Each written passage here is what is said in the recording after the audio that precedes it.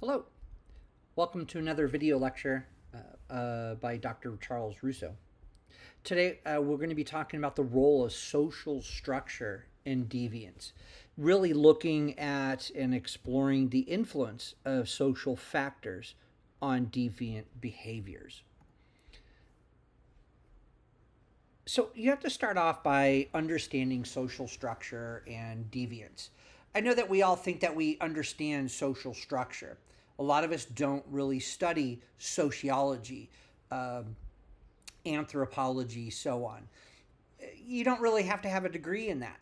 What you can be doing is looking at just what is social structure, looking up that definition. And what we're looking at it as it's in reference to the patterned social arrangements that form society, influencing behavior. Deviance, on the other hand, is the behavior that violates social norms and values. Now, we have to call into question and we have to debate what are the social norms? What are the values? Exploring how social structure shapes deviant behavior. Now, before we get into the rest of the presentation, I want to go back to what are our social norms and values? This is a very interesting question in 2024 because you have to look at the last 10 to 15 years here in the United States of what really is social norms, what are values.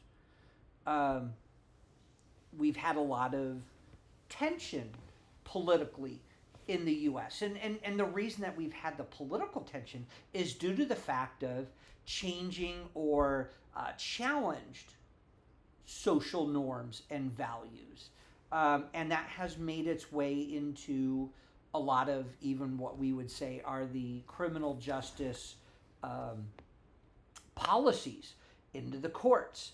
And depending on whether you are looking at California or you are looking at Texas or you're Chicago, Illinois, New York City, New York, you have to really look at, and I think you can't just have a blanket statement of what are social norms and values, because unfortunately we live in a time right now that the social norms and values take on very different meanings of your location and the demographic you're talking about. But for this lecture today, I wanted you to keep those two terms to what we saw as social norms 20, 25 years ago. Okay, we'll call that the norm. So what is we'll go back to the definition of the social construct. Social construct encompasses the rules, institutions, and relationships that guide interactions within a society. It defines roles of people, roles of institutions, roles of industries, legal institutions as well, statuses of persons, places, and things, expectations, shaping individuals' actions and perceptions of norms and values. If you go back to the 1960s and early 70s, the social norms and values changed significantly during the Vietnam conflict, and where we had protests, anti-war protests, that the U.S. had enjoyed 20, 25 years of being a superpower throughout the world after World War II. And yet things politically, socially, economically were changing. And so therefore what we found were norms and values had also changed.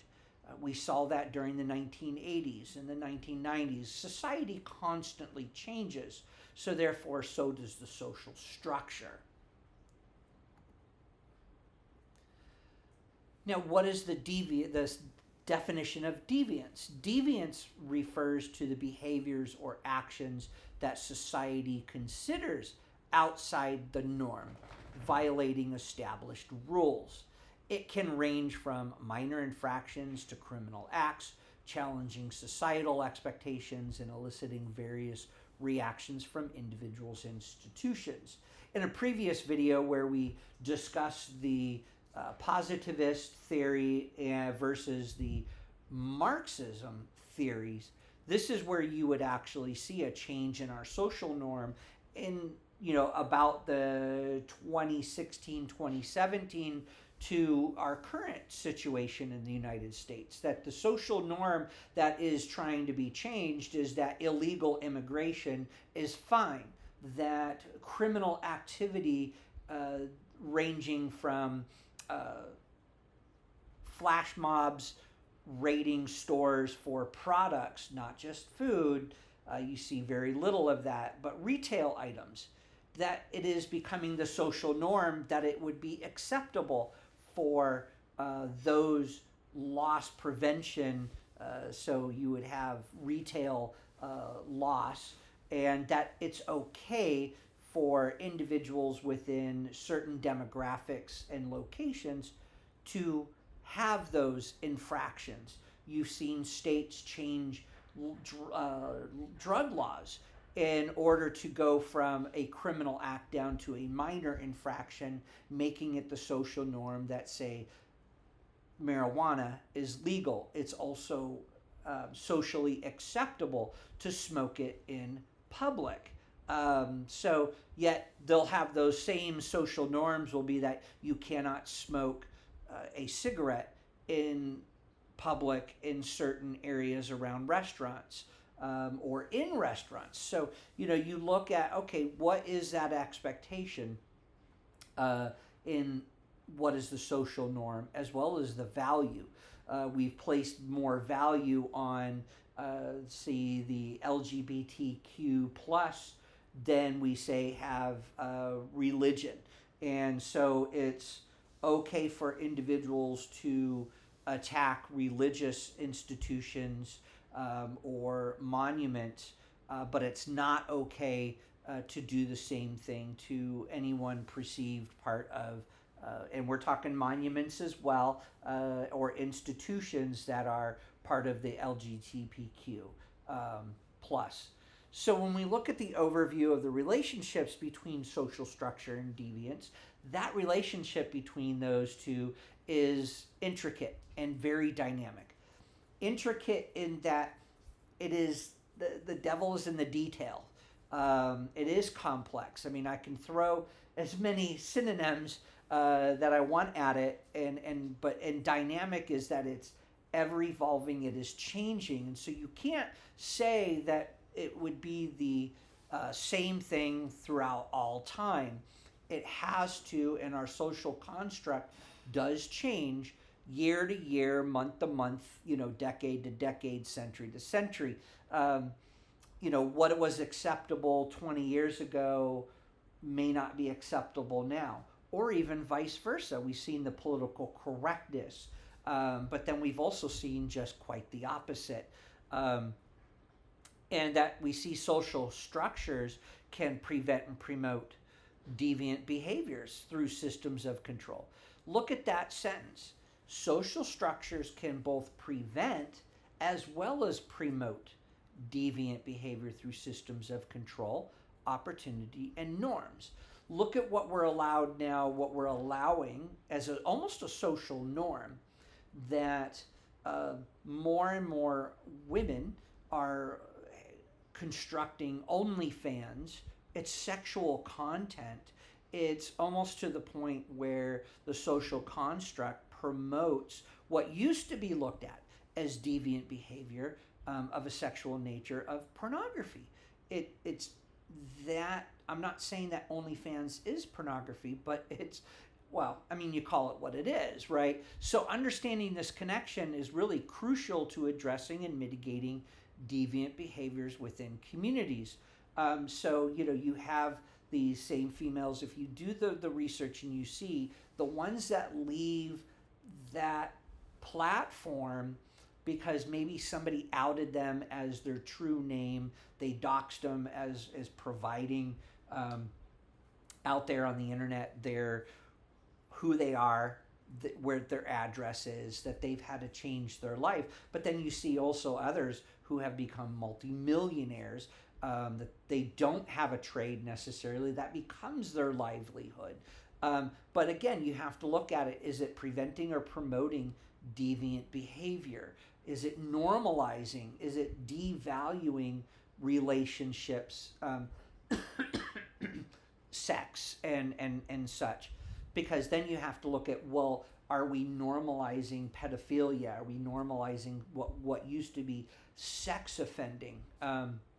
We still have that child pornography is against the law, but you now have where you have parades of individuals and they're adults who normally it would be that any lewdness, if you went unclothed, is illegal and would be lewd behavior and would be cited as breaking laws.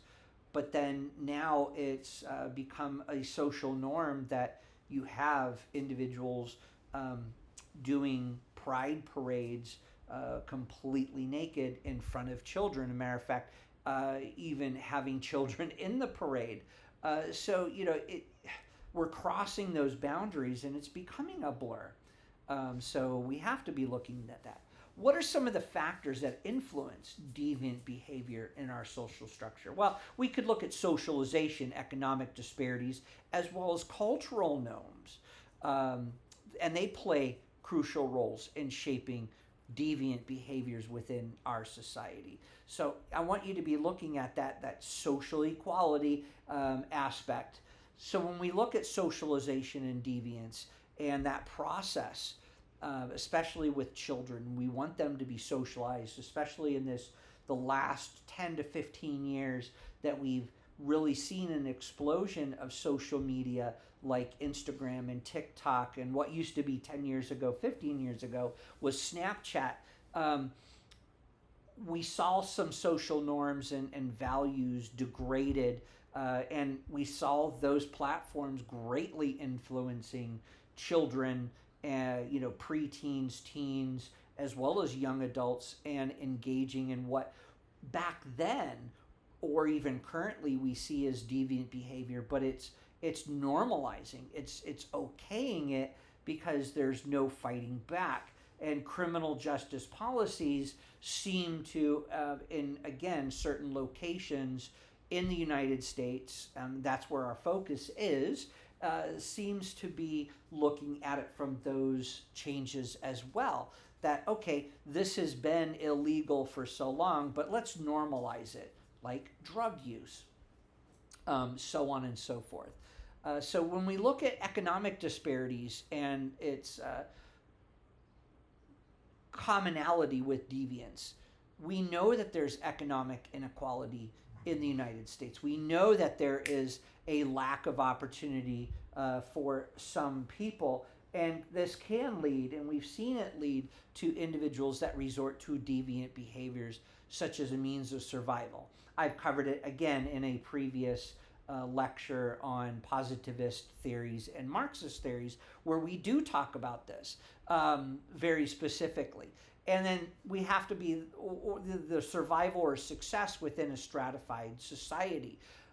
We have seen over the last 5 or 6 years where it is normalized that companies and even states and their district attorneys, their laws have, the policies have changed to where it normalizes the smash and grab or the shoplifting, that they're not, loss prevention officers, security guards, as well as police do not respond to any kind of a shoplifting incident, or it's very rare. Well, you look at the contrast from, say, California to Texas, where I know within Texas that shoplifting is not overlooked. If they can prosecute, they will. But where you have it in California, unless they identify and they're slow to investigate, it's because, again, it becomes a social norm. But now you have to look at the cultural norms, and cultural norms dictate acceptable behaviors within a society. And we are seeing that shift in a cultural way. We've seen it within New York, not only just the New York City, but the state. You've seen it in Chicago, where it becomes the social norm of, say, shootings happen, stabbings happen. You have mentally ill individuals on the street who commit crimes, but yet aren't arrested for it, or they are cashless bail. That becomes the cultural norm in areas. And then we look at the deviations from these norms, and they can result in deviant actions. I mean, we've seen where it promulgates in other areas, and then therefore it challenged the established order. We see these individuals move from certain states to other states, and it changes the established order, because it's kind of like that dominoes effect, right? So when we say, okay, so here's some examples of deviant behavior, real life instances such as vandalism in impoverished neighborhoods, or resistant to dominant cultural norms, say like going from just the political stance of Democrat versus Republican, liberal versus conservative. We've now actually stretched it to very ultra left, anti government, anti-fascist, which is funny that they call Republican conservatives fascists, yet they're the ones that have the every facet and factor or attribute that of a fascist, which is interesting because the social norm starts to accept and shape by the influences groups like Antifa has. And so people start to believe it, and actually, that everybody else is the fascist, yet they're the ones that are intolerant and have no capability of talking. But they end up having some kind of a violent enough action that policies do begin to change, or we see impacts. So this is where the impact on societal dynamics happen. And the interplay between socialization and economic disparities and cultural norms not only influence individual behavior, but shapes the collective dynamics. And those, the examples are, say, up in Oregon and Seattle, Washington, where you had whole police departments disbanded when the call for defund the police, and it became where politicians started to wanted to defund the police. You had city councils, you had state legislatures who cut funding and even helped disband defunding of police units, tying the hands of police. I mean, this became a structure of states and localities that saw a higher rise in crime, and again, it went towards shaping the social norm to the Marxist, if you will, theory of crime. It created more crime. So there, we did see that correlation with social institutions. We've seen it within our higher learning institutions, that deviant behavior often reflects underlying issues within social institutions. Look at what Harvard, Columbia, and Yale and other what we call Ivy League or Tier 1 universities, during the pro-Palestinian, anti-Israeli. I mean, we're seeing it right now, where whole social institutions, these people aren't learning, they're actually being indoctrinated. Part of that social structure is we've allowed the universities to create, or have professors who are allowed to create curriculum that would directly confront, change, and deny social structures, to the point that individual actions end up that they change, and they themselves start to promulgate what we know are not truths anymore. So community responses and resolutions also kind of end up breaking down. So communities respond to deviant behavior normally through various means like social exclusion and rehabilitation. We say social exclusion, take like high schools. High schools, if you become involved in the juvenile probation or you have deviant behaviors that become an issue that don't necessarily have to arise to the judicial courts, but that you're no longer safe around the regular student body, you become excluded and you have to go to a special school. I mean, they've had those since the 1960s anyways. But then you look at, rehabilitation programs, treatment centers, residential treatment centers, both for juveniles and adults. Drug and alcohol treatment centers are part of that, reflecting the complex nature of addressing deviance within a social structure. But when we start to say, okay, well, the homeless problem isn't just homeless, but it's the amount of those individuals who suffer from mental health issues, well, we've started to again normalize deviant behaviors and blaming it on the social structure of, well, you don't have any means of helping mentally ill or even substance abuse individuals. So what do preventive measures and empowerments mean? So implementing preventative measures and empowering individuals through education, resources, community support can actually mitigate the root causes of deviant behavior. Again, looking at it from the point of view of juvenile services, we use education before escalating. We try to use the lowest common denominator. That's education of not only the youth, but the youth and the parents, but as well as the educational settings, getting into pro-social organizations or some kind of activity and structure that's giving resources for those maybe that can't afford it, maybe that don't know about it. Remember, not everybody in a community knows where all these other resources are at or needed. And it also means the community support, non-government organizations, nonprofits, but also government organizations as well need to step up. And it's part of that public and service type announcements. They used to do those all the time, but we very rarely see it in a day and age when we have social media, and that's where everything seems to reside because nobody watches TV, nobody reads a newspaper anymore. So we have that. How are they empowered if they don't have the ability to really know what to research as well?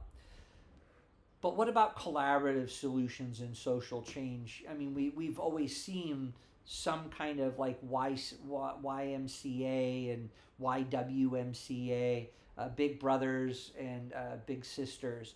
We know achieving lasting social change is going to require and continue to require collaborative efforts that address multifaceted natures of deviance, and that's promoting a lot of the inclusivity, equity, and the resilience of community, that communities help everyone and help regardless of economic, social backgrounds.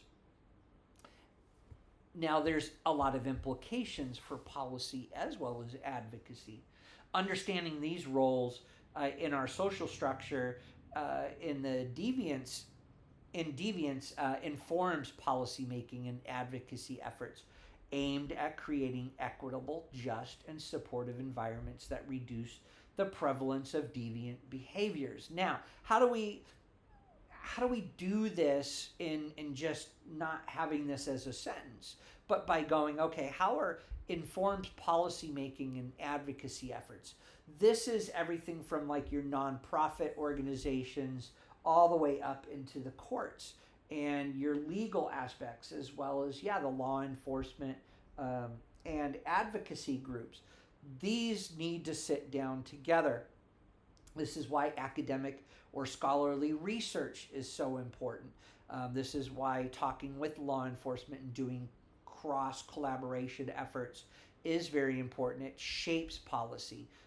It also empowers advocacy to happen. So when we really look at the impact of social structure on deviant behaviors, we have to again look at that crucial role that shaping that social structures actually are part of shaping deviant behavior. So therefore, understanding the influences is really key to addressing and preventing deviance in our society. If we stop talking about it, if we stop doing research, therefore deviance is going to continue to evolve.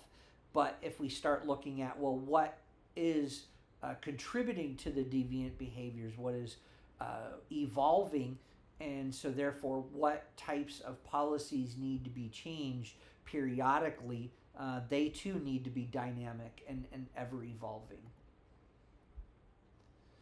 So really quick, let's take a look at, say, a case study of, say, gangs and social structures. We've always known in the 1950s, 60s, 70s, 80s, especially in the 1980s in Los Angeles area of Southern California, we saw gangs as being, a really rampant problem, both in the societal as well as the economic infrastructures. And then now we have it that we're looking at it from a global aspect. Look at MS-13. That gang is no longer just a Central American gang. It now has promulgated itself worldwide. And gangs often emerge in these disadvantaged neighborhoods. We know that it's, a form of that you have individuals in these disadvantaged neighborhoods that don't have, full-time parents, or even you only have one parent that isn't there. Drugs, alcohol, the home environment isn't all that great. They may not have siblings, so therefore they look to the gang as that protector, provider, nurturer, and that's where society and its structures fail to provide opportunities and support. What would have changed had opportunities and support been there, say, for that single mother who was drug or alcohol addicted, that society or opportunities provided rehabilitation and but at the same time allowed keeping children and giving the tools as well as the means and opportunities to help that family unit really flourish. So the close-knit structure of gangs really did offer that sense of belonging and identity, and then it was excluded by mainstream social structures, and therefore kids gravitated towards gangs.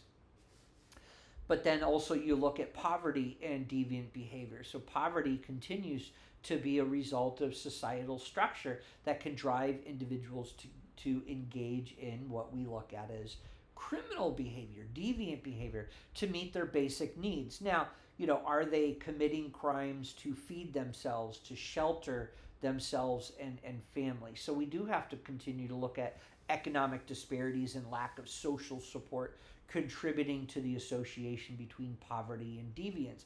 Well, you have to, especially in the last 3 years when the means have actually gone down to supporting a family, and the increase in inflation to include everything from gasoline to products, food, shelter, everything has gone up. So has that only created more social construct failures? Yes.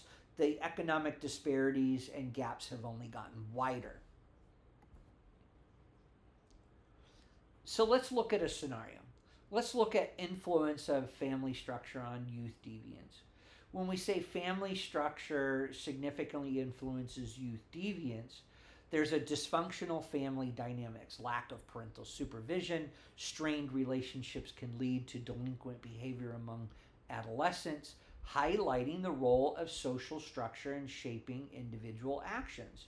So when we look at just this scenario, do you see where influence on a social on the youth deviance can be done because of dysfunctional family dynamics. That doesn't mean that, and I don't have the statistical analysis of if you were to take 100 families that all 100 that you would say are socially dysfunctional. Now, again, you have to wordsmith these. What do I mean by dysfunctional family dynamics in this scenario?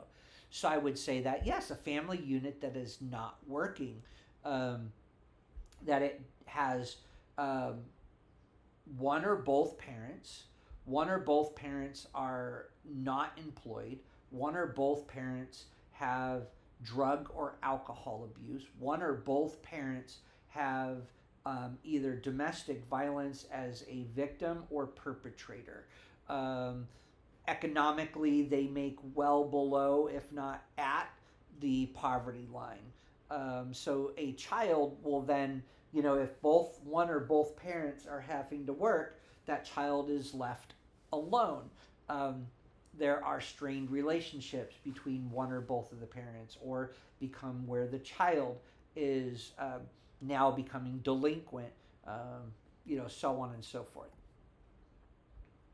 So some other real life examples are, we know that there's real life showing social factors such as poverty, peer influence, societal norms, as we talked about, changing. They contribute to deviant behavior. Understanding these influences is going to be something that's vital for developing effective interventions as well as strategies to address deviance and its root causes. I don't have all the answers. I don't pretend to have all the answers.